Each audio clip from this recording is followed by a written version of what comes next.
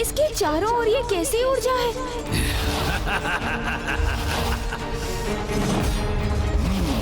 इन सभी के भी है।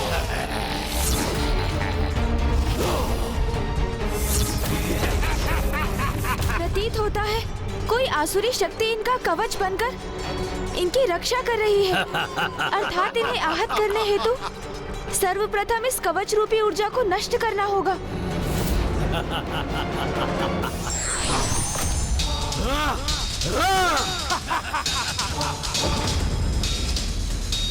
हमें भ्रमित किया है इन दुष्टों ने। इसका परिणाम तो इन्हें भुगतना ही होगा। इस रणभूमि में इन्हें जीवित रहने का कोई अधिकार नहीं।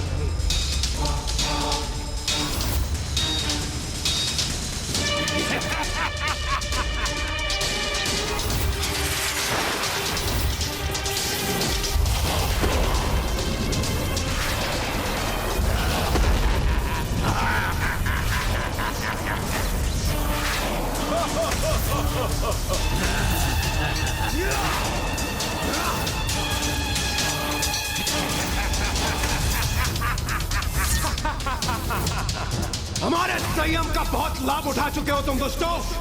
अब उसे भंग करने का परिणाम भी भुगतो।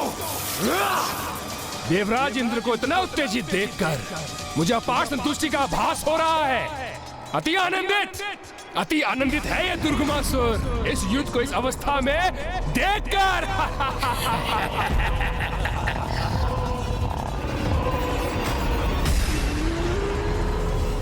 एक बात सदा स्मरण रखना, कभी भी पर्याप्त विचार किए बिना स्वयं को युद्ध में नहीं झोंकना चाहिए। पूर्ण सोच विचार के उपरांत उचित योजना के साथ ही युद्ध करने से युद्ध में सफलता प्राप्त होती। माँ ने प्रसाद रूप में हमारे भीतर संयम का संचार किया था, इसलिए देवराज इंद्र संयम त्याग कर युद्ध नहीं कर सकते। क्योंकि इस युद्ध में माँ की पूजा के प्रत्येक चरण का अवश्य कोई विशेष महत्व है। अपनी पूजा के माध्यम से वो परोक्ष रूप में निरंतर हमारा मार्गदर्शन कर रही है।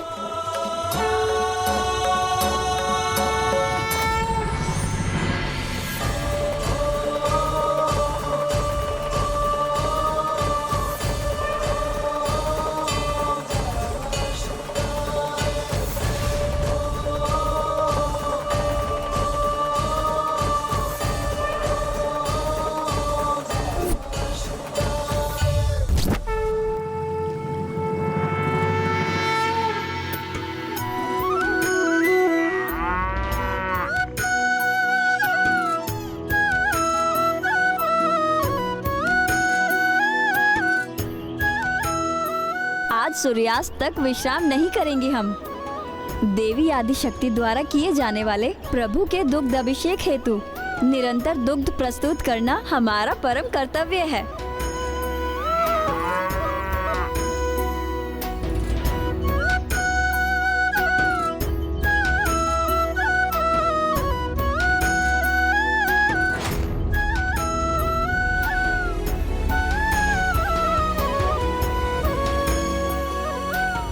देवी आदिशक्ति के दुग्ध अभिषेक पूजा में ये गोपियां जिस प्रकार एक कतार में खड़ी होकर अपने श्रम दान से उसे पूर्ण एवं सफल करने में लगी हैं, ये दृश्य तो वास्तव में बहुत दिव्य और अनुपम है।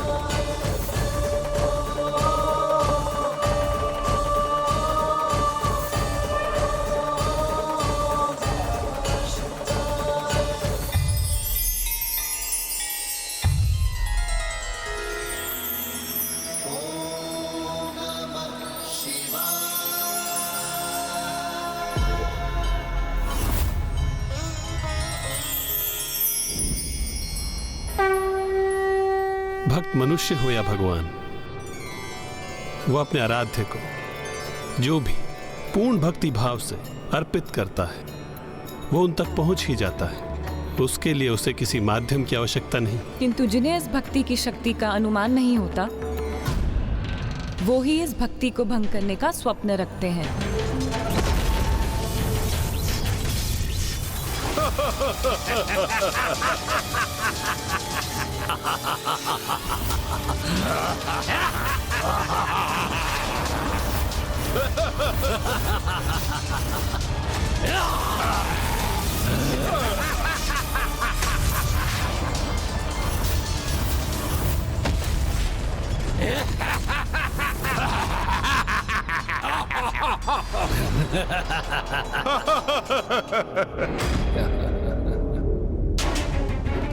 देवताओं ने अमृत पान किया हुआ है और मेरे महायोद्धा मेरे सुरक्षा कवच के कारण सुरक्षित है, तो एक घमासान युद्ध निरंतर यूं ही चलता रहेगा।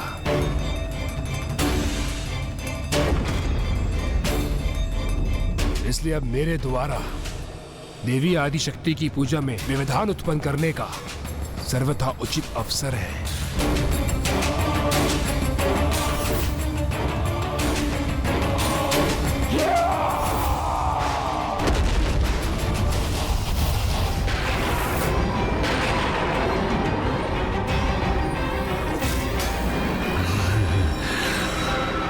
मेरे प्रतिरूपो, मेरे समान शक्ति संपन्न हो तुम, इसलिए जाओ देवी आदि शक्ति की पूजा को भंग करने के लिए जो आवश्यक हो वो करो।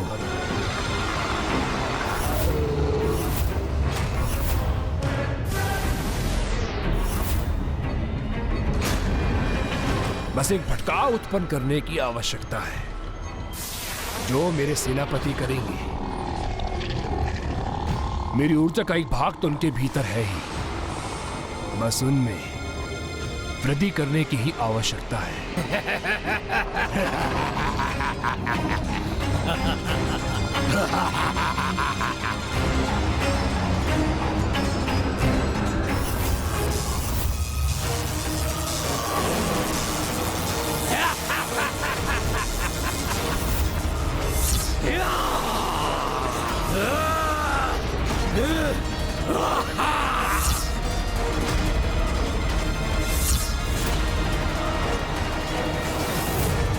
माँ के आशीर्वाद से प्राप्त संयम को त्याग कर हम युद्ध नहीं कर सकते देवराजेंद्र। हमें संयम रखकर ही युद्ध करना होगा, तभी इनकी सुरक्षा कवच को खंडित करने का कोई उपाय प्राप्त होगा हमें। कोई नहीं भेद सकता हमारा सुरक्षा कवच।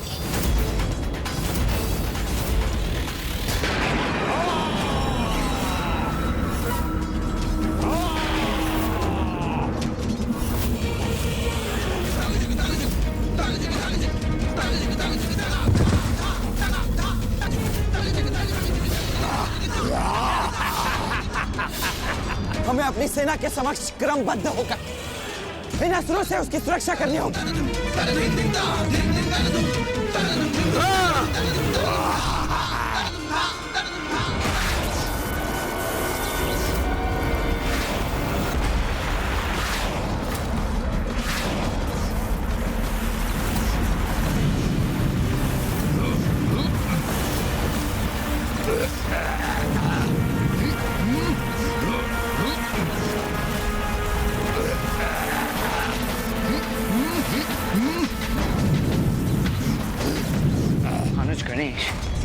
ये सभी अचानक कैसे इतने अधिक उत्तेजित हो उठे?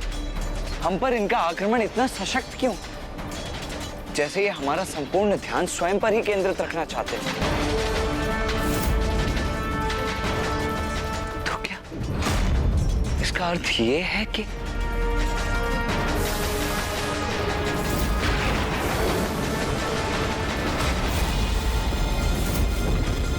दुष्ट दुर्गमासुर हमें भ्रमित कर रहा है।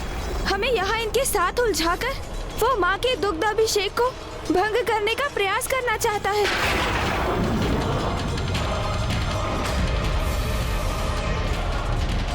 मैं उसे ऐसा कदापि नहीं करने दूंगा। रोक दूंगा मैं उसे। भैया, आप वहाँ जाकर उसे रोकिए। मैं अन्य देवताओं के साथ यहाँ की स्थिति संभाले रहूंगा।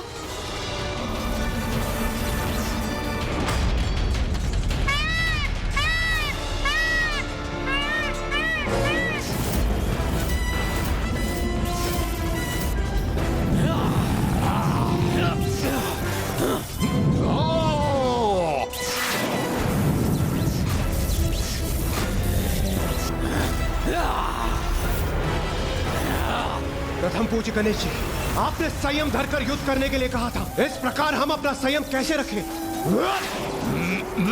इन पर तो हमारी शक्तियों का कोई भी प्रभाव नहीं हो रहा है। हमें शीघ्र कोई समाधान करना होगा, अन्यथा ये दुष्ट हाहाकार मचा देंगे और देव सैनिक ऐसे ही आहत होते रहेंगे। गणेश जी, इस प्रकार तो इन्हें रोकना बहुत कठिन है।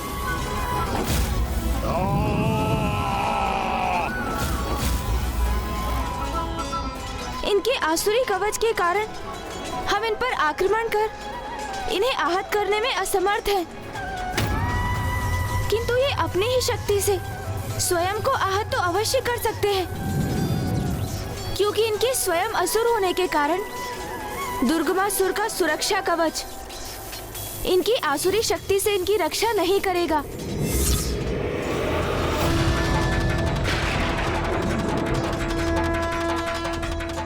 अर्थात हमें इनसे एक दूसरे पर आक्रमण कराना होगा। हाँ सूर्यदेव, और ये करना तो अधिक कठिन नहीं होना चाहिए, क्योंकि असुर होने के कारण संयम इनका स्वभाव नहीं, और जो युद्ध में संयम धारण नहीं करते वो कोई ना कोई भूल तो अवश्य ही कर बैठते हैं। इसलिए इसके पूर्व कि ये हमारी सेना को और क्षति पहुंचाए, हमें किसी प्रकार इन्हें देव सेना से दूर खींचना ही होगा।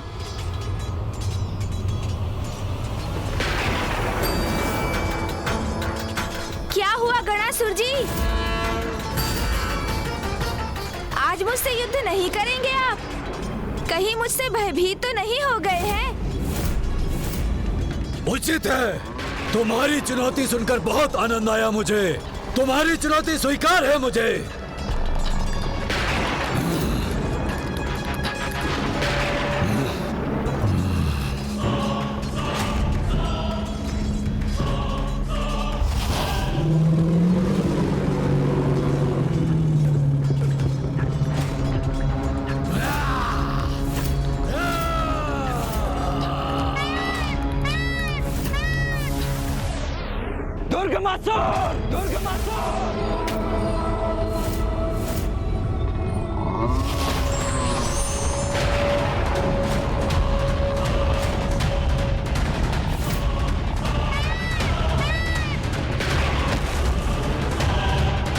अब और आगे जाने का दुस्साहस मत करना दुर्गमासुर।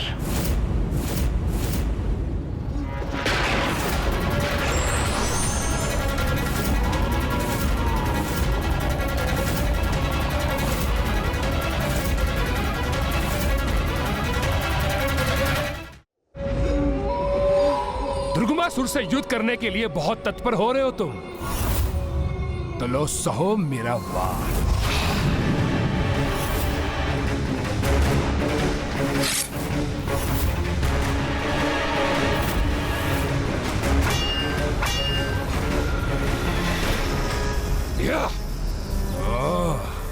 दिखने में तो युवक हो, किंतु अपनी आत्मरक्षा करने का सामर्थ्य भी रखते हो, तो क्या आक्रमण कर। मुझसे युद्ध करने की कुशलता है तुम में।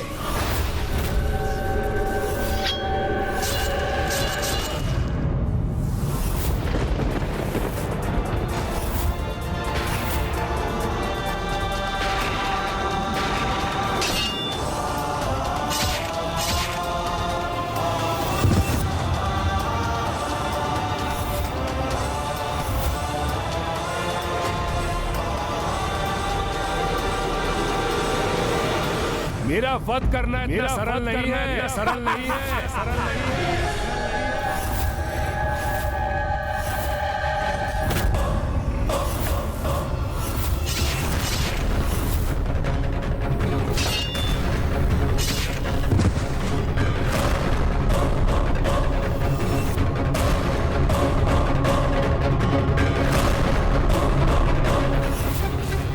रुक जाओ, रुक जाओ।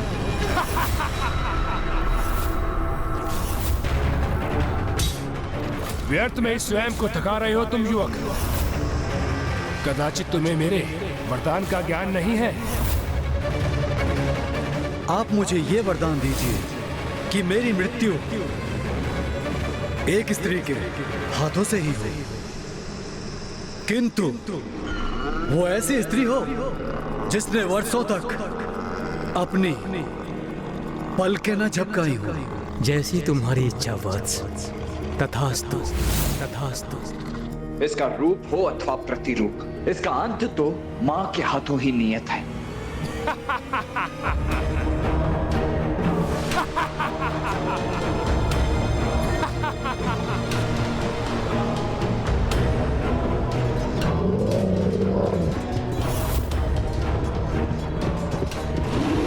इन दोनों दुष्टों को अपने निकट पहुंचने की प्रतीक्षा करनी होगी मुझे। ये लो दुष्ट।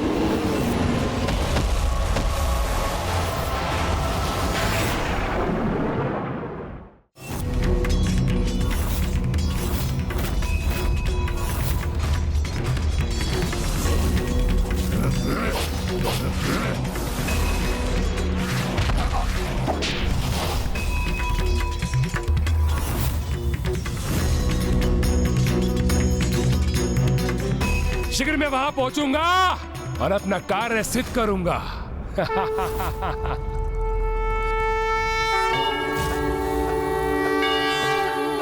नमः शिवाय।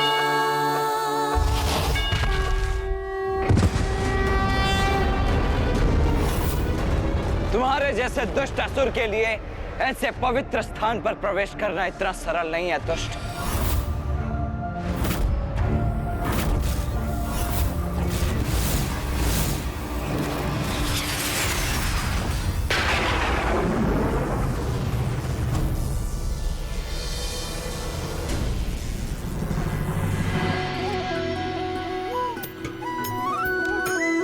गोपिकाएं हैं यहाँ, तो वो अवश्य माँ को दुग्ध अभिषेक के लिए दुग्ध प्रदान करने आई होंगी।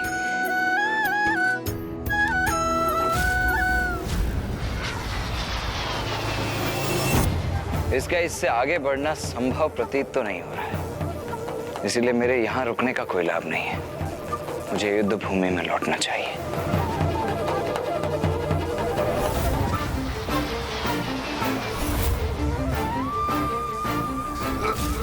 किसी भी अवस्था में पहुंचूंगा वहां, भंग अवश्य करूंगा देवी आदिशक्ति का अनुष्ठान। कदापि सफल नहीं हो दूंगा उसे।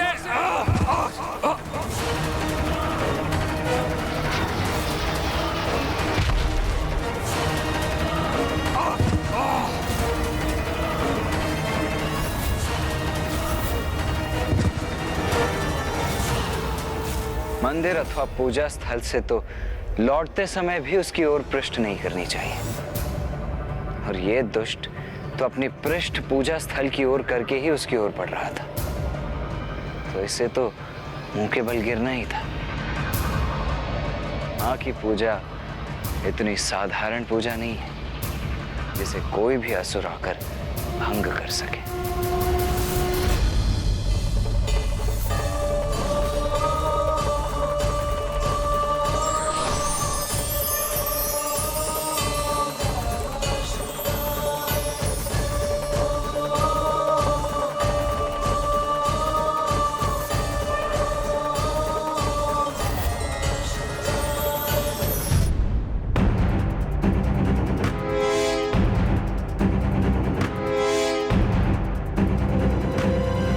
कैसा मूर्ख है ये।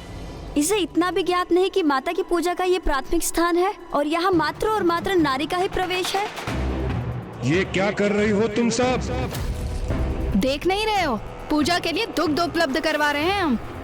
ये पूजा मैं अवश्य भंग करूंगा, मेरे द्वारा ही भंग होगी ये पूजा। यदि मैं पूजा स्थल पर नहीं पहुंच सकता तो उसे बाहर से ही भंग कर दूंगा।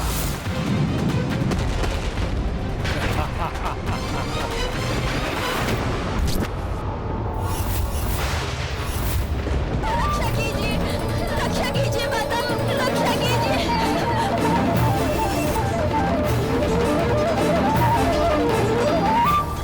अब इस दुष्ट के कारण गोपिकाओं द्वारा पहुंचने वाला दुग्ध भी माता तक नहीं पहुंच सकेगा। अब माता की पूजा कैसे संपन्न होगी? और यदि पूजा संपन्न नहीं हुई तो फिर अनर्थ हो जाएगा इंद्रदेव।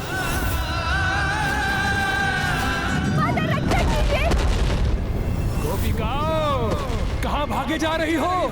मेरी सेवा करो दुर्गुमासुर की। रक्षा कीजिए माता, माता रक्षा कीजिए, रक्षा कीजिए माता, रक्षा कीजिए माता, माता रक्षा कीजिए, रक्षा कीजिए, रक्षा कीजिए माता, माता रक्षा कीजिए, रक्षा कीजिए माता, रक्षा कीजिए माता, रक्षा कीजिए माता,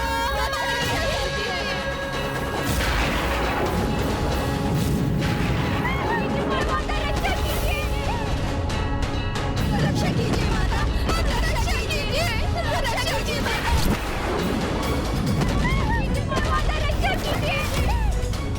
रक्षा कीजिए माता, माता रक्षा कीजिए,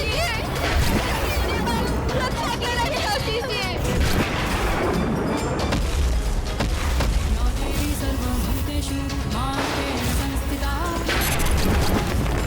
रक्षा कीजिए माता, माता रक्षा कीजिए, रक्षा कीजिए माता, रक्षा कीजिए, माता रक्षा कीजिए, माता रक्षा कीजिए।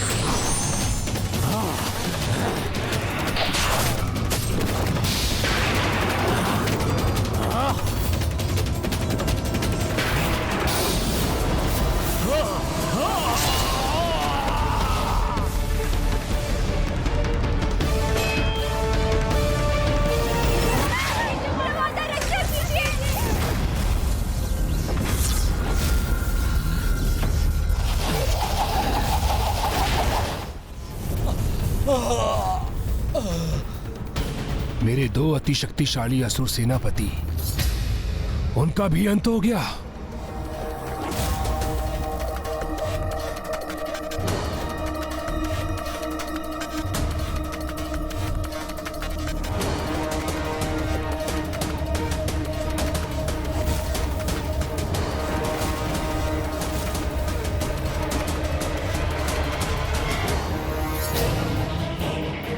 तुम्हें क्या प्रतीत हुआ? मेरा शीश जीवन रहित कर और मेरे महान दो योद्धाओं का अंत कर तुम इस युद्ध में विजय प्राप्त कर रहे हो। किंतु सत्य तो यह है, मैं इस युद्ध में विजय प्राप्त कर चुका हूं, क्योंकि गोपिकाएं नहीं तो दुग्ध अभिषेक के लिए दुग्ध नहीं, और दुग्ध नहीं तो देवी आदिशक्ति की पूजा पूर्ण नहीं। अधूरा रह गया उनका अनुष्ठान, और अस्त्र भी उठा लिए उन्होंने, अर्थात पूजा और प्रतिज्ञा दोनों भंग हो गई, दोनों भंग हो गई।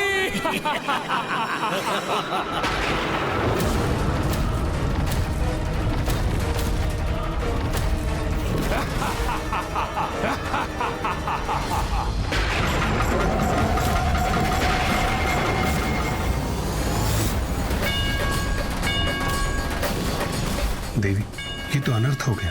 देवी आदिशक्ति की पूजा के भंग होने का अर्थ है स्वयं महादेव का घोर अपमान।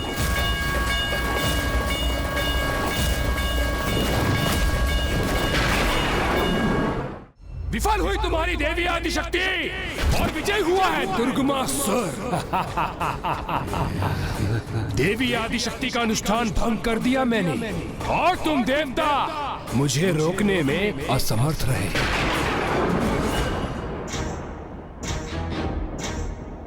मैंने वचन दिया था माता को। आप तनिक भी चिंता मत कीजिए, अगले 3 दिवसों में हम सभी अपनी सम्मिलित शक्ति से दुर्गमासुर को रोक कर ही रहेंगे। उनके अनुष्ठान को पूर्ण करने हेतु जिस दुख की आवश्यकता थी उन्हें, उसी दुख को उन तक नहीं पहुंचने दिया मैंने।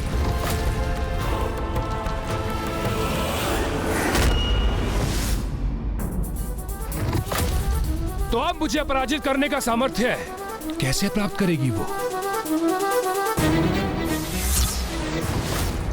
हाँ माँ, आप अगले 3 दिवस इस असुर को लेकर निश्चिंत रहिए। माँ के प्रति अपना दायित्व निभाने में असफल हो गया मैं, अपना ही प्राण भंग कर अस्त्र उठाने के लिए विवश कर दिया मैंने उस देवी आदि शक्ति को।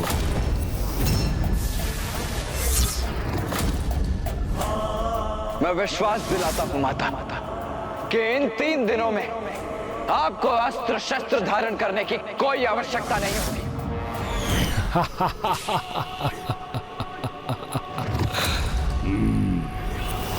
अधूरा रह गया मेरा अनुष्ठान। 3 दिवस तक निरंतर पूजा कर और इस अवधि में अस्त्र ना उठाने का प्रण लिया था मैंने, जो पूर्ण नहीं कर सकी मैं।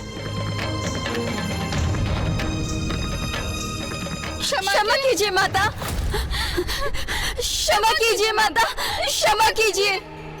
आपकी पूजा की सहायता के स्थान पर हमने आपकी पूजा भंग कर दी। इसमें हमारा ही दोष है। क्षमा कीजिए माता।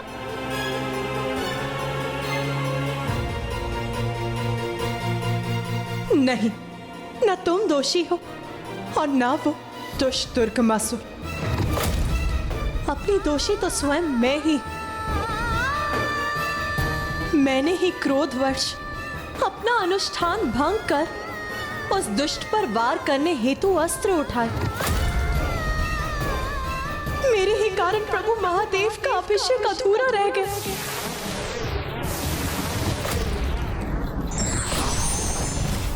अब मेरी इस भूल का जो भी दंड प्रभु मुझे देंगे वो मुझे स्वीकार है।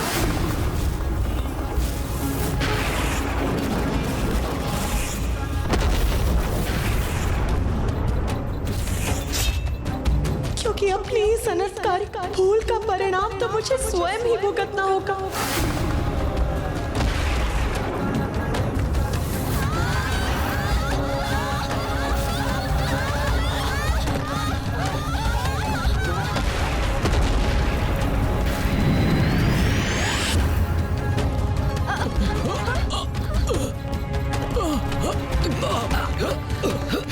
ये कैसा कंपन है? प्रभु महादेव के अपार क्रोध के जागृत होने का संकेत है ये।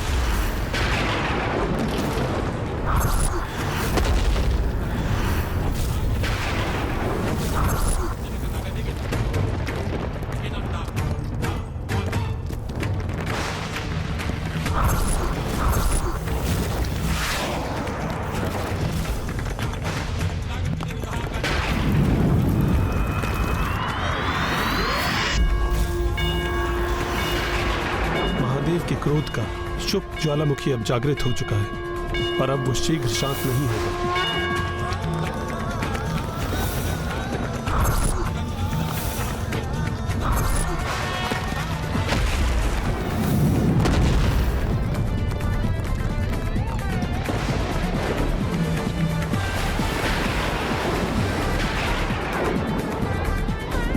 इनके क्रोध में तो निरंतर वृद्धि होती जा रही है। कहीं महादेव का ये रोष समस्त सृष्टि के विनाश का कारण न बन जाए। प्रभु, कुछ कीजिए प्रभु। आपकी चिंता सर्वथा उचित है देवी लक्ष्मी, किंतु इस समय महादेव के क्रोध को शांत करना असंभव के समान है।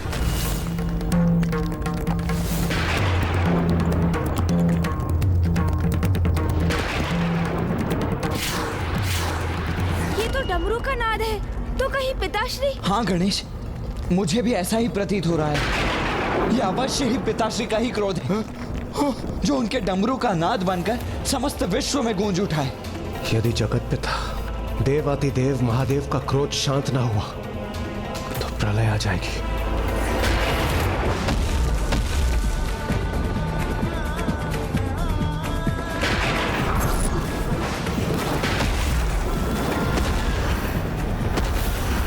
दुष्टासुर, महादेव की जिस क्रोधाग्नि को तुमने जागृत किया है वो यदि शांत नहीं हुई तो समस्त संसार में प्रलय आ जाएगी, जिसे कोई नहीं रोक पाएगा। और इस क्रोधाग्नि में सर्वप्रथम तुम भस्म होगे, इसका तनिक भी भान है तुम्हें? अब तुम्हारी इस चतुराई में उलझकर मैं आशंकित और भयभीत होने वाला नहीं हूँ, इसलिए व्यर्थ का प्रयास मत करो।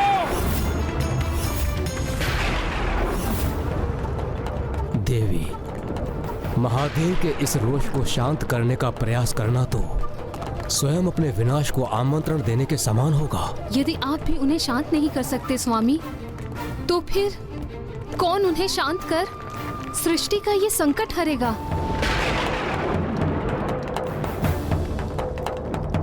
इस महासंकट का कारण मैं ही, तो प्रभु को शांत करने का दायित्व भी मेरा ही है। मुझे स्वयं उनके निकट जाकर उन्हें शांत करना चाहिए, किंतु प्रभु का क्रोध तो अपने चरम पर है।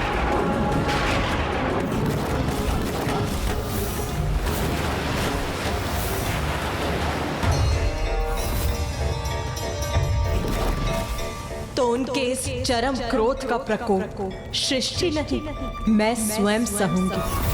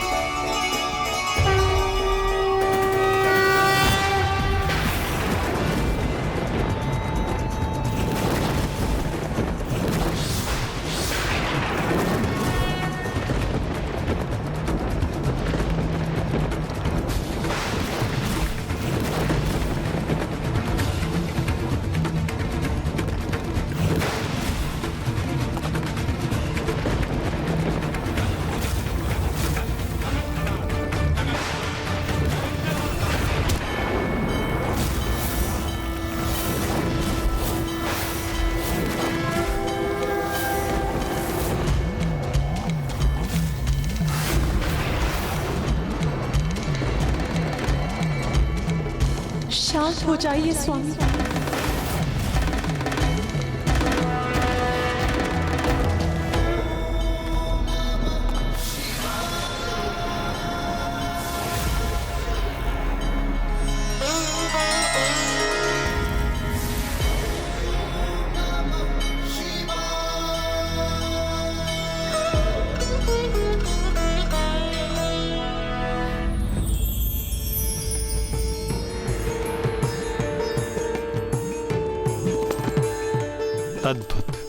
अद्भुत दृश्य है ये। जब हम सभी महादेव को शांत करने हेतु उनके समीप जाने में असमर्थ थे, तब देवी पार्वती ने केवल अपने स्पर्श से उन्हें शांत और शीतल कर दिया।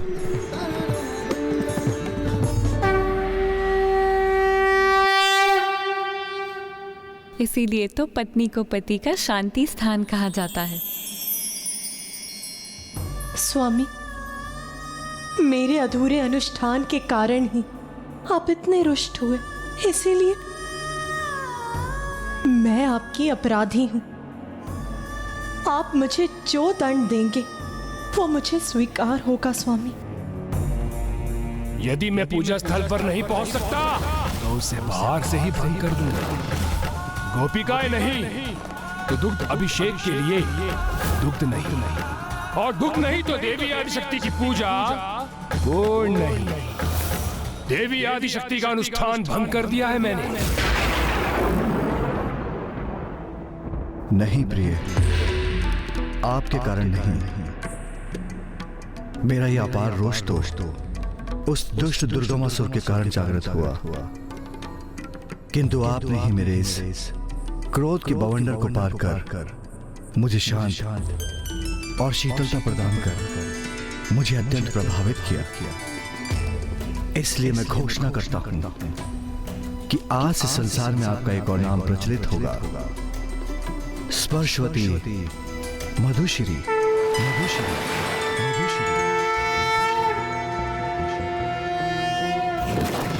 कदम्ब वनचारिणी मुनि कदम्ब कादम्बिनी नितंबजित भूधरां सुरनितंबिनी सेवितां नवंबुरुहलोचनां भिनवांबुदश्यामलां त्रिलोचन कुटुंबिनी त्रिपुर सुंदरीमाश्रये। और आपके स्वरूप में जो भी भक्त आपकी भक्ति करेगा वो सदैव क्रोध से मुक्ति पाएगा।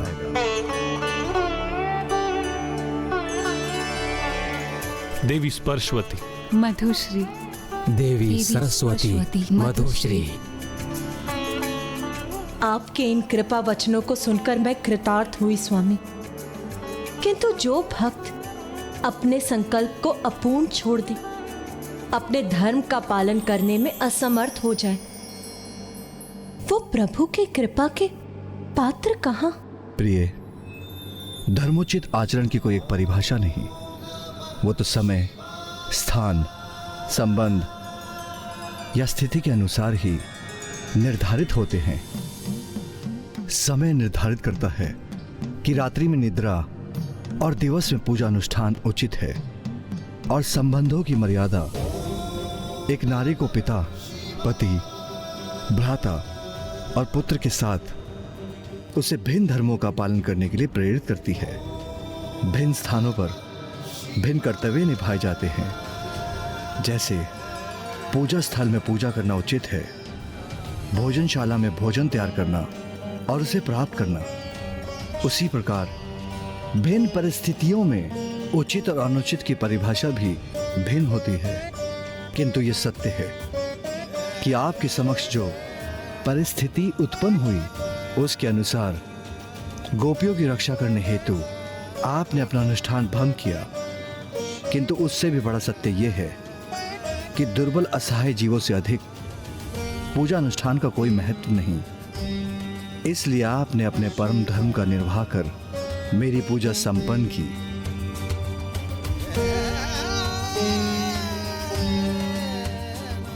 किंतु स्वामी, पूजा की अवधि का भी तो महत्व है। पूजा उसकी अवधि से नहीं, अपितु श्रद्धा, भक्ति और पूजा की शुद्धता से पूर्ण होती है। पावन गंगा जल और दुग्ध से अभिषेक कर आपने अपनी भक्ति से मुझे संतुष्ट किया। इसलिए मैं घोषणा करता हूं कि जो भी भक्त मात्र गंगा जल और दुग्ध से मेरा अभिषेक करेगा, उसकी पूजा भी अन्य सभी प्रकार से किए जाने वाले अभिषेक के समान ही फलित होगी, और पूजा करने वाले भक्त को मन की शुद्धि और तन की शक्ति प्राप्त होगी। अपने इस दिव्य और अद्भुत लीला से जगत पिता और जगत माता जगत को पूजा का वास्तविक मर्म समझा रहे हैं, जिससे समस्त संसार के समक्ष ये स्पष्ट होगा कि मन की शुद्धता से विहीन रहकर किए जाने वाले बड़े से बड़े अनुष्ठान भी विफल हो जाता है, और प्रभु के प्रति भक्ति और श्रद्धा से किए जाने वाले छोटे से छोटे अनुष्ठान को भी वो स्वीकार करते हैं।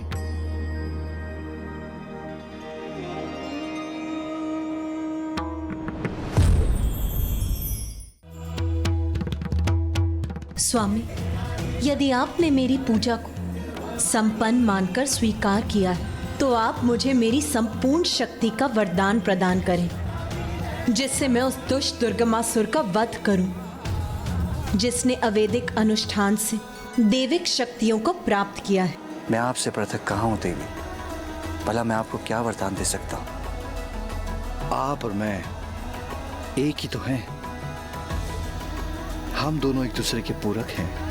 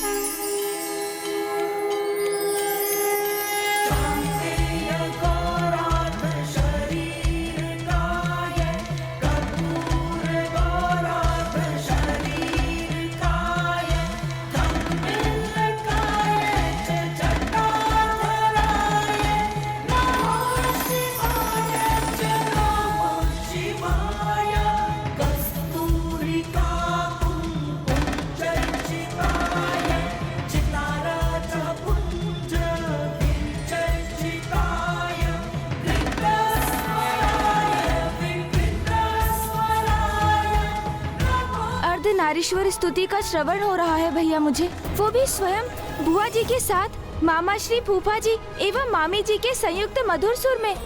हाँ गणेश, अर्थात माँ सफल हुए, उनका अनुष्ठान पूर्ण हुआ। वो परम शक्ति जिसके लिए माँ ने अनुष्ठान आरंभ किया था, वो अब अपनी संपूर्णता में जागृत हो चुकी है।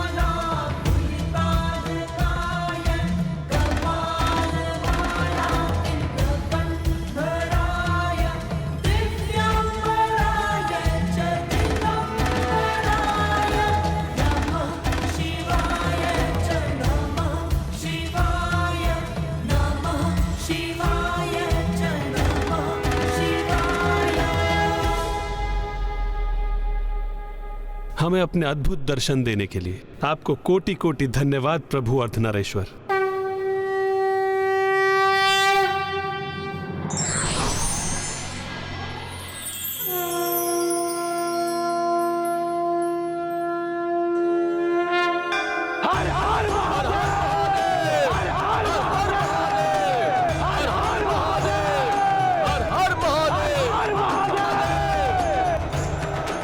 अब जब आपकी पूर्ण शक्ति का संचार हो चुका है तो अब आप उस दुष्ट असुर के वध के लिए प्रस्थान कीजिए। ऐसी क्या अद्भुत युक्ति सूझ गई है इन्हें?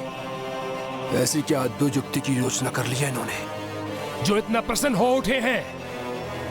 हम अभी जाते हैं महाराज, और इन देवताओं का ये भेद ज्ञात कर अभी यहाँ लौटते हैं। कहीं जाने की आवश्यकता नहीं है तुम्हें, क्योंकि अब मैं स्वयं वहां जाऊंगा।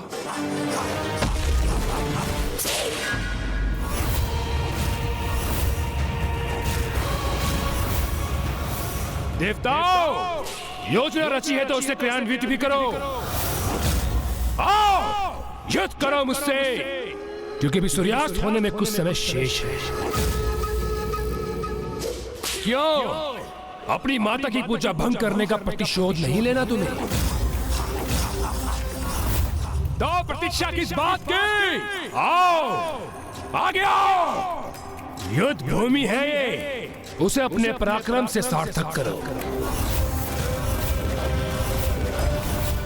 बुलाओ अपनी देवी आदि शक्ति को, मैं भी तनिक परिचय प्राप्त करूं। मैं भी तो ज्ञात करूं कि वो है कौन। तुम्हारी मृत्यु, तुम्हारी मृत्यु, तुम्हारी मृत्यु।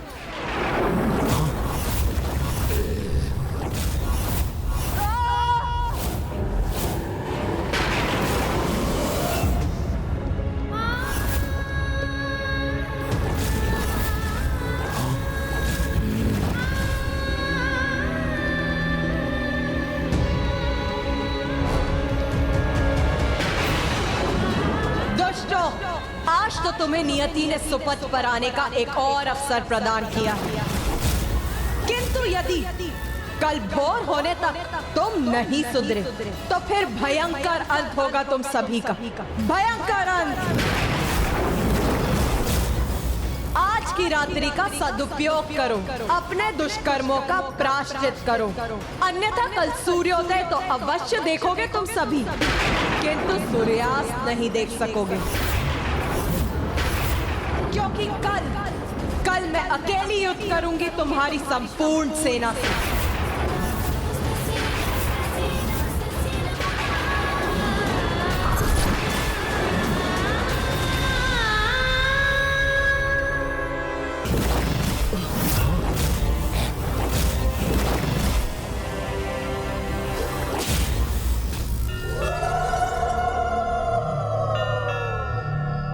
देवी आदि शक्ति, सूर्यास्त के पूर्व एक क्षण उपलब्ध था आपको, तो फिर उस दुष्ट दुर्गमासुर का वध आज ही उचित होता।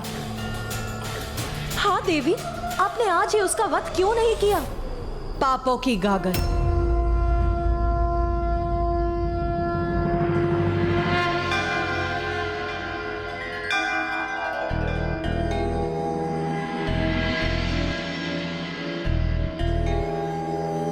प्रत्येक जीव के भीतर पाप की एक बड़ी गागर और पुण्य का एक छोटा कलश दोनों ही होते,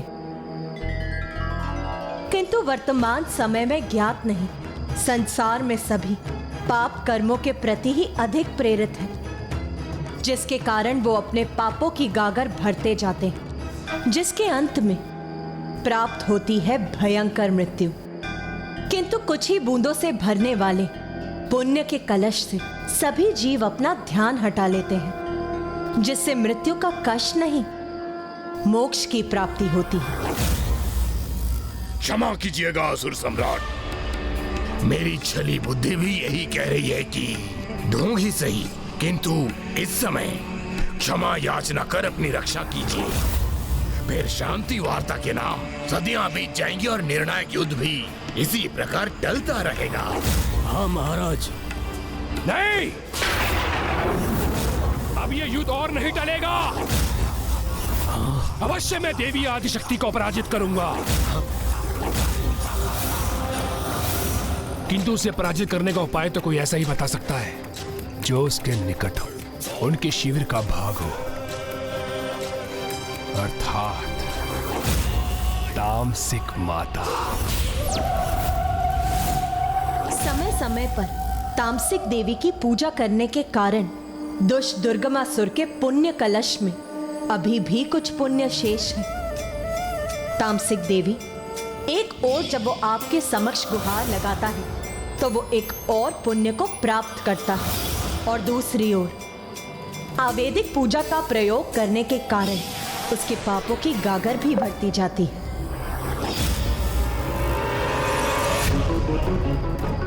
मुझे ज्ञात है माता, यदि मैं आपका आवाहन करूंगा तो भी आप मुझे दर्शन नहीं देंगी, इसलिए मैं स्वयं आपके निकट आऊंगा।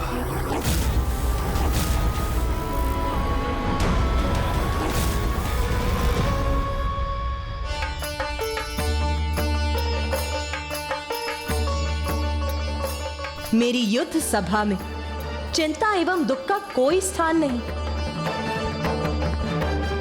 मैं तो यहाँ सभी को प्रसन्न एवं उत्साहित देखना चाहती हूँ।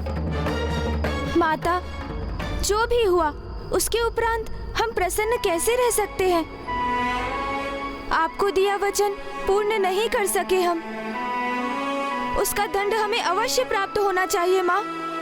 नहीं माता, जो कुछ भी हुआ उसमें हमारा दोष है, हम आपके वास्तविक अपराधी हैं। यहाँ ना ही किसी का दोष था और ना ही किसी ने कोई अपराध किया है, सभी ने पूर्ण निष्ठा से मेरी सेवा की है। आप गोपिकाएं तो मुझे दुग्ध उपलब्ध कराने में तत्पर थी। मैं प्रभु का जितने समय तक भी दुग्ध अभिषेक कर सकी वो आप ही के श्रम का परिणाम है। इसीलिए मैं आप सभी को आशीर्वाद देती हूँ कि जिन गौओं से मुझे दुग्ध प्राप्त हुआ है, जब उनसे स्नेह करने वाले गोपाल के रूप में श्री कृष्ण पृथ्वी पर अवतरित होंगे, तो आप सभी को भी वहां जन्म लेकर उनका दर्शन कर उनकी लीलाओं का प्रत्यक्षदर्शी बनने का सौभाग्य प्राप्त होगा। हमसे रुष्ट होने के स्थान पे आपने ये वरदान देके हमें धन्य कर दिया माता। आप मेरे इस वरदान के सर्वथा योग्य हैं। सभी देवता भी मेरी सराहना के योग्य हैं, क्योंकि उन्होंने भी अपनी पूर्ण शक्ति से उस दुष्ट दुर्गमासुर से युद्ध किया। और मुझे ज्ञात है उस दुष्ट दुर्गमासुर को प्राप्त वरदान के कारण उसका वध तो मैं ही कर सकती हूँ। आप मुझे ये वरदान दीजिए कि मेरी मृत्यु एक स्त्री के हाथों से ही हो, किंतु वो ऐसी स्त्री हो जिसने वर्षों तक अपनी पलकें न झपकाई हो। जैसी तुम्हारी इच्छा वत्स, तथास्तु। संसार में समस्त जीवों को उनके कर्मों के अनुसार फल अवश्य प्राप्त होता है, और वही उस दुष्ट दुर्गमासुर के साथ भी होगा। बस उसके पापों की गागर भरने की देर। माता, दर्शन दे ही माता।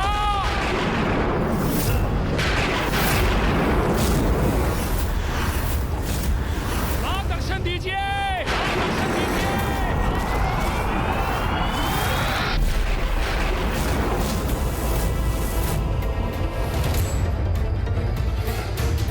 ये दुष्ट असुर यहाँ क्यों आ गया है? उसने यहाँ आने का दुस्साहस कैसे किया?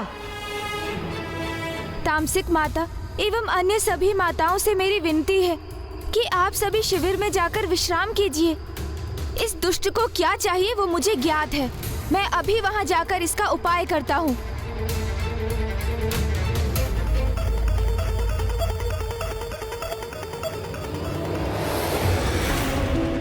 माता प्रकट हुई है माता। दर्शन दे ही माता। दर्शन दे ही मां। दर्शन दे ही। प्रकट हो मां।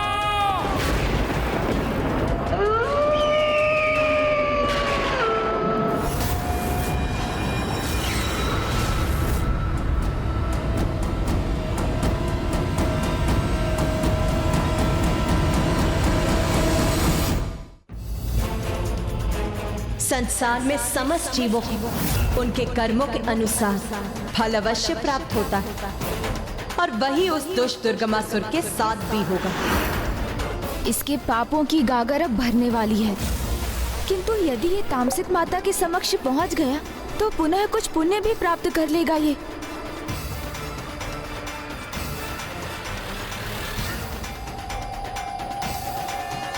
अब मुझे ही कोई युक्ति लगानी होगी।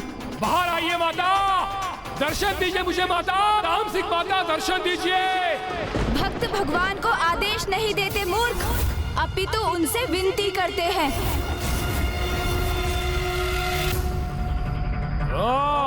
तो तुम हो गजमुख। मुझे सीख देने का प्रयास मत करो। मैं जैसे भी उनका आवाहन करता हूँ उन्हें प्रकट होना ही होता है। किसी को विवश कर उनके दर्शन तो अवश्य प्राप्त किए जा सकते हैं, किंतु उनका आशीष नहीं। तो आशीष किसे चाहिए? मैं तो सहायता प्राप्त करने आया हूँ। वर्षों तक पूजा करता आया हूँ मैं उनकी, इसलिए उन्हें आना ही होगा मेरी सहायता के लिए। क्यों? सहायता की आवश्यकता क्यों पड़ी? सर्वशक्तिशाली दुर्गमासुर को?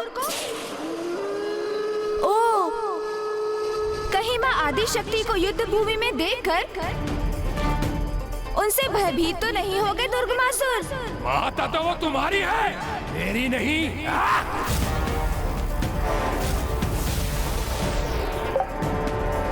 इसलिए अपना ज्ञान अपने पास रखो और मुझे बताओ तामसिक माता कहाँ है?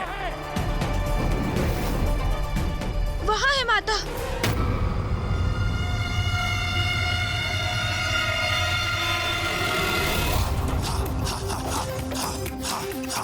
माता तुम्हारे समस्त प्रश्नों के उत्तर के साथ वही दर्शन देंगी तुम्हें।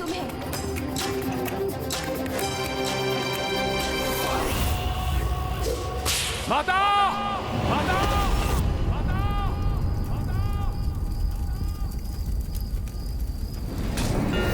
माता! बोल, अब क्या चाहिए तुझे?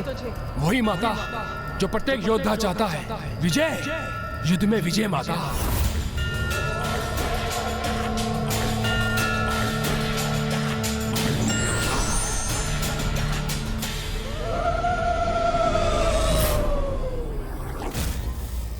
ये क्या? माता तो यहाँ है, फिर ये दुष्ट शिविर के भीतर किससे संवाद कर रहा है? बताओ गणेश, उस शिविर में कौन है जिससे दुर्गमासुर प्रश्न पूछ रहा है? जिन तामसिक माता को उसने स्वयं उत्पन्न किया है माता, मैंने उस पर अपनी गणेश माया का प्रयोग किया है, जिससे कि वो अपने प्रश्नों के उत्तर अपनी आसुरी बुद्धि से ही प्राप्त करे, जो उसे भटकाकर अनुचित दिशा में ही ले जाकर उसके पापों की गागर को पूर्ण रूप से भरेगी और उसे उसके सर्वनाश की ओर ले जाएगी। दुर्गमासुर के स्वयं के मन से उत्पन्न वो तामसिक माता उसके मिथ्या अहंकार का एक प्रतिरूप मात्र ही होगा, जो वो उस दुष्ट को उसके दुराचारी स्वभाव के अनुकूल ही वही निर्देशित करेंगी, जो वो मंदात पापी का अहंकार मन सुनने के इच्छुक होगा। सर्वथा उचित है ये पुत्र, फिर मुझे और कष्ट नहीं देगा वो दुष्ट। विश्वास कीजिए माता, मैं आज के बाद कोई भी कष्ट नहीं पहुंचाऊंगा आपको। बस मुझे मेरे प्रश्न का उचित उत्तर दे दीजिए माता। इतना बता दीजिए मुझे माता, क्या है उस देवी आदिशक्ति की शक्ति का तोड़? मूर्ख, उसका उपाय तो मैंने तुझे पूर्व में ही बताया था, तभी तो 94 करोड़ बार अनुष्ठान किया था तूने।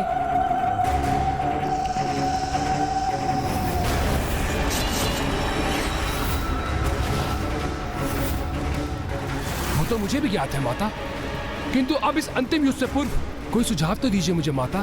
आपकी निरंतर पूजा की है मैंने, अनुष्ठान किया है आपका माता मैंने, इसलिए आपको मुझे कोई सुझाव तो देना ही होगा माता। शत्रु को पराजित करने के लिए सर्वप्रथम उसका मनोबल भंग किया जाता है। मूर्ख, इतना भी ज्ञात नहीं है तुझे? और फिर तेरी शत्रुता तो एक नारी से है, जिसका मनोबल ही उसकी शक्ति है। किंतु माता, देवी आदिशक्ति के मनोबल को कैसे भंग करूंगा मैं? निंदा से।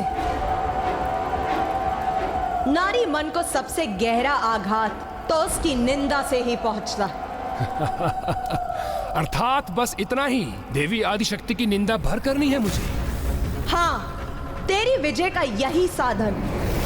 युद्ध के पूर्व ही देवी आदिशक्ति का मनोबल तोड़ दे। निंदा कर उनकी। बस मेरे लिए तो इतना ही संकेत पर्याप्त है माता।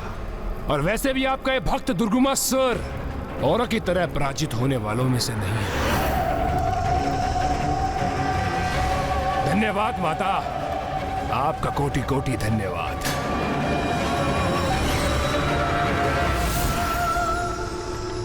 तेरी विजय का यही साधन है। युद्ध के पूर्व ही देवी आदिशक्ति के मनोबल को तोड़ दो। निंदा कर उसकी, निंदा। माता, मैं क्षमा चाहता हूँ, किंतु ऐसा करना अनिवार्य था। नहीं पुत्र, तुम्हें क्षमा याचना करने की कोई आवश्यकता नहीं, क्योंकि जो धर्म का पालन नहीं करते, किसी की विवशता को अपना अस्त्र बनाते हैं, उन्हें इस प्रकार पाठ सिखाना कदाचित अनुचित नहीं। पुत्र गणेश, तुम चतुर ही नहीं, तुम अच्छाई के लिए विघ्न हरता हो। तो बुराई के लिए विघ्न करता भी तो हो।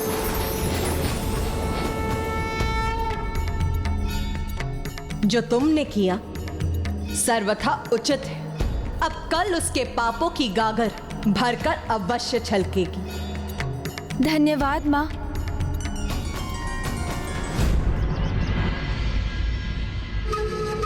दुर्गमासुर की, दुर्गमासुर की, दुर्गमासुर की, दुर्गमासुर की, दुर्गमासुर की, दुर्गमासुर की, दुर्गमासुर की, दुर्गमासुर की, दुर्गमासुर की।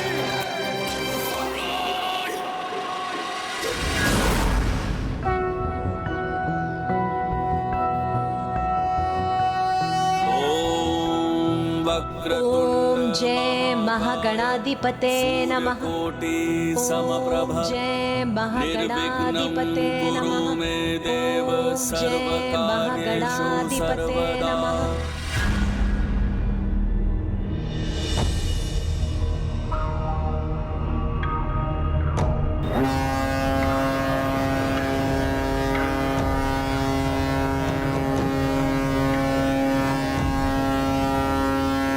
प्रतीत होता है दुर्गमासुर अपनी मृत्यु के लिए कुछ अधिक ही अधीन हो रहा है।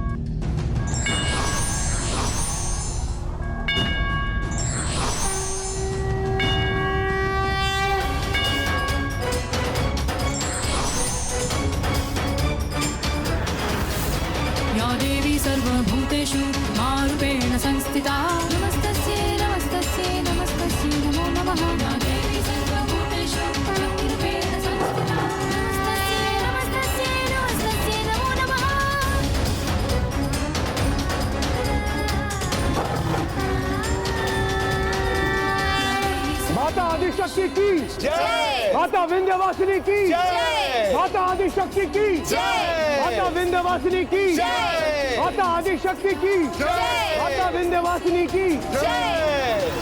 माता आदिशक्ति की माता विंध्यवासिनी की माता आदिशक्ति की माता विंध्यवासिनी की माता आदिशक्ति की माता विंध्यवासिनी की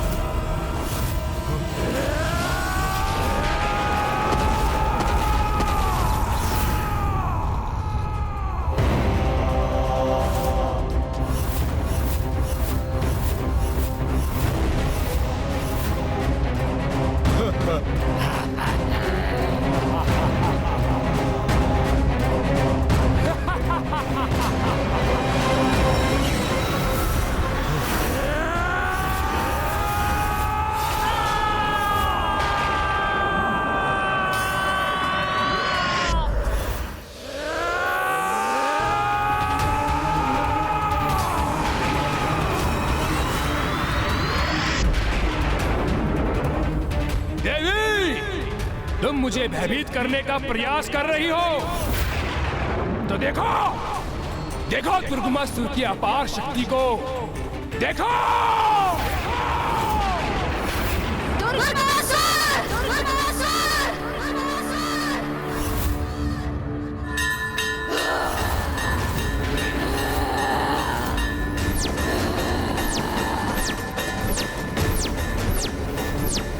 अपनी अनेक भुजाओं को प्रकट कर व्यर्थ है तुम्हारा शक्ति प्रदर्शन, क्योंकि तुम्हारा दुर्भाग्य अब तुम्हारे समक्ष है। तुम्हारी भुजाओं की संख्या तुम्हारी शेष श्वासों से भी कहीं अधिक है। अब तुम्हारा अंत अत्यंत निकट है दुर्गमासुर।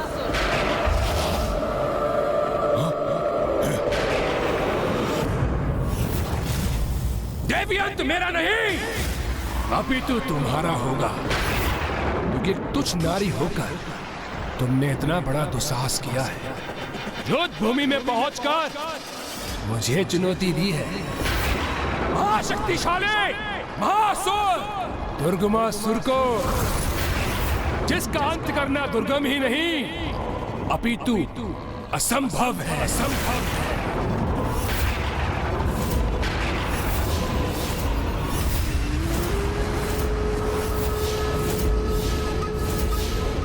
इस दुष्ट का इतना दुस्साहस।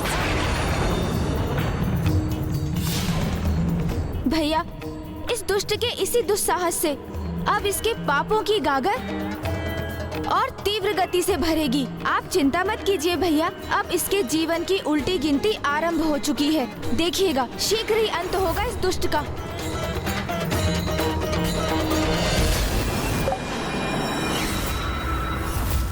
कहाँ है वो देवता?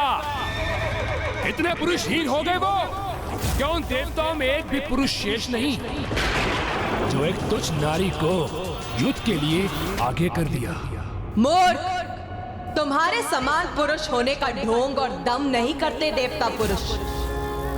अपितु इसके विपरीत उन्हें इस बात का आभास होता है कि नारी ही अपने भिन्न रूपों में उनके जीवन में सामर्थ्य, शौर्य और पौरुष का आधार होती है, क्योंकि सर्वप्रथम एक नारी ही एक माँ के रूप में उन्हें जन्म देती है, उनका पोषण करती है और उन्हें सामर्थ्य बनाती है,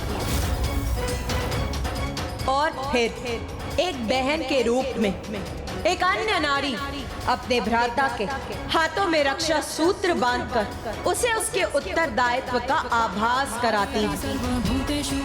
और फिर एक पत्नी रूप में भी तो एक नारी ही होती है जो स्वयं पूजा पाठ और व्रत कर अपने पति की रक्षा सुनिश्चित करती है। इसीलिए वो पुरुष जो देव बुद्धि संपन्न है, वो नारी को स्वयं से निम्न मानकर उसे पीछे रखने की कल्पना भी नहीं करता, अपितु वो नारी को आगे बढ़ाने में सहायक होते हैं। तुझ जैसे मिथ्या और आसुरी बुद्धि वाले पुरुषों को यही सीख देने आगे आई है ये नारी।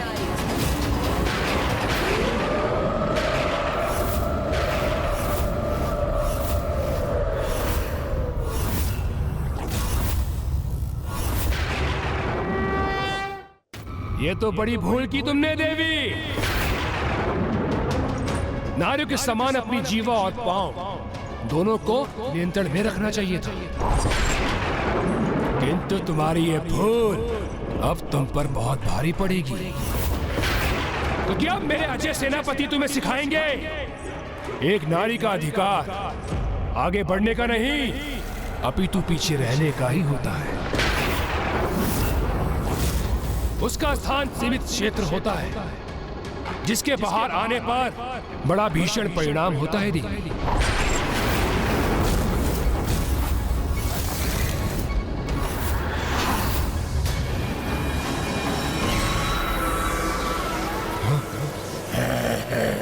अतिरिक्त ऊर्जा प्रदान कर अपने सेनापतियों को और अधिक सशक्त बना दूंगा मैं।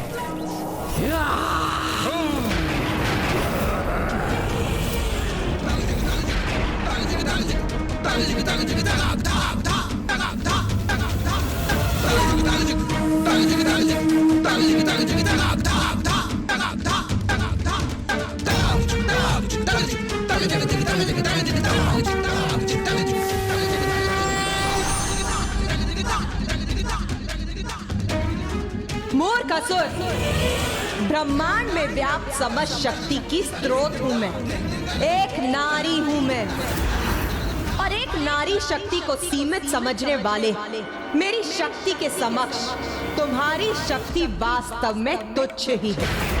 और फिर भी उसका अपार दम्भ है तुम्हें, जो तुम्हारे नष्ट होने के साथ ही शीघ्र ही खंडित हो जाएगा। और जो मेरी शक्ति से सुरक्षित है तुम उसका स्पर्श भी नहीं कर पाओगे।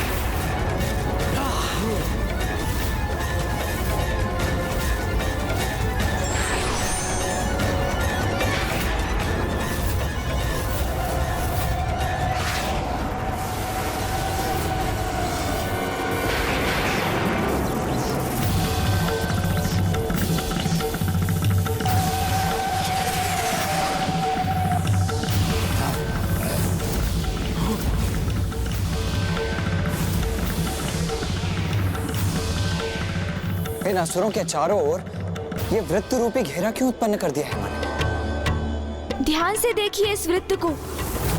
ये असुरों के चारों ओर खिंचा हुआ एक घेरा अवश्य प्रतीत हो रहा है, किंतु इसमें माँ ने हमें घेर कर हमारे लिए एक सुरक्षा कवच का निर्माण किया है।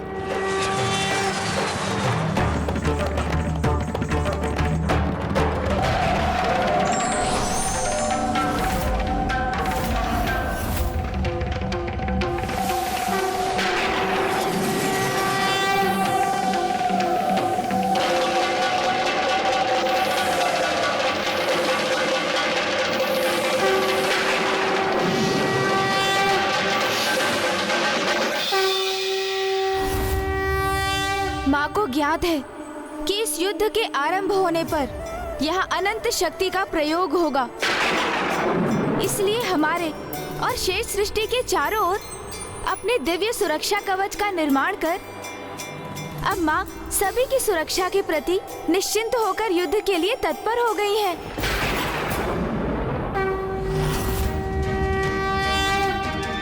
क्या कर रही है देवी? कोई नई योजना घड़ रही है क्या? हमारे लिए कोई जाल उत्पन्न किया है उसने, अथवा ये एकमात्र हमें भ्रमित करने का प्रयास कर रही है। कुछ नारी, युद्ध करने आई हो तो युद्ध करो। मैं तुम्हारी किसी मायावी क्रीड़ा से प्रभावित होने वाला नहीं। आगे बढ़ो और युद्ध करो मुझसे। तुच्छ मानते हो ना तुम नारी को और नारी की शक्ति को। माँ ने अपने माता चंद्रघंटा, माता कालरात्रि और माता कुष्मांडा स्वरूप प्रकट किए हैं, जो अब शीघ्र इन असुरों का संहार करेंगे।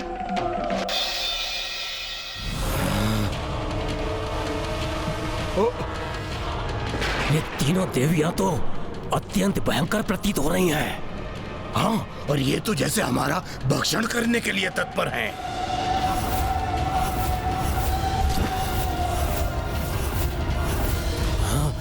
मेरे महायोद्धाओं, चिंता मत करो। कितनी भी भयंकर क्यों ना प्रतीत हो ये, किंतु है तो तुच्छ नारी ही। परस्पर कला में भले ही पारंगत हो ये, किंतु तुमसे युद्ध करने का सामर्थ्य नहीं है इनमें।